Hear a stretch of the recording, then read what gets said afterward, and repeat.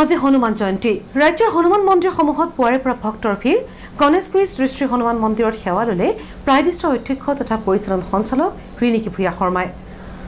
হনুমান জয়ন্তীৰ কাৰ্যসূচীত মুখ্য অতিথি হিচাপে উপস্থিত থাকে ৰিণিকী ভূঞা শৰ্মাই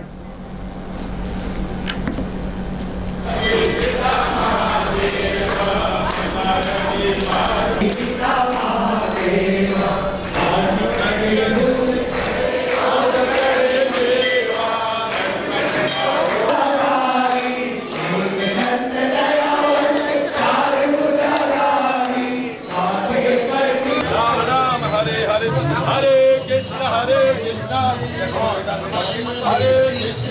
Krishna Krishna Hare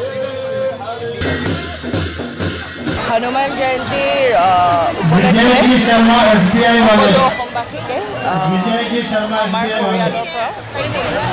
সকলোকে শুভেচ্ছা জ্ঞাপন কৰিছোঁ যাতে ভগৱানে বাবাই যাতে সকলোকে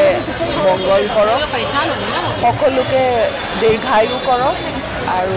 খুব সুন্দৰকৈ যাতে বছৰটো পাৰ কৰাই লৈ যাওক আৰু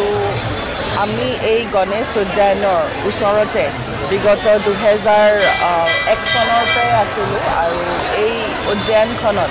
বিভিন্ন ধৰণৰ কমিউনিটি বিহুৱে হওক পূজাই হওক বিভিন্ন ধৰণৰ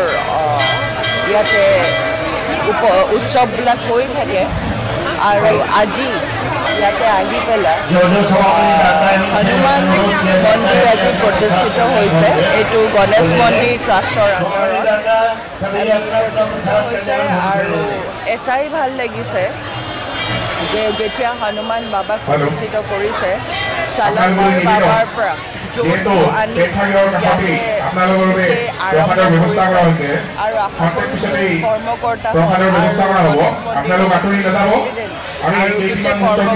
মন্দিৰৰ উদ্যোগীসকল হনুমান জন্মোৎসৱৰ লগত যি আৰম্ভ কৰিছে আধ্যাত্মিকতাৰে আমাৰ পূজা অৰ্চনা কৰা হৈছে আৰু ইয়াৰ লগত সংগতি ৰাখি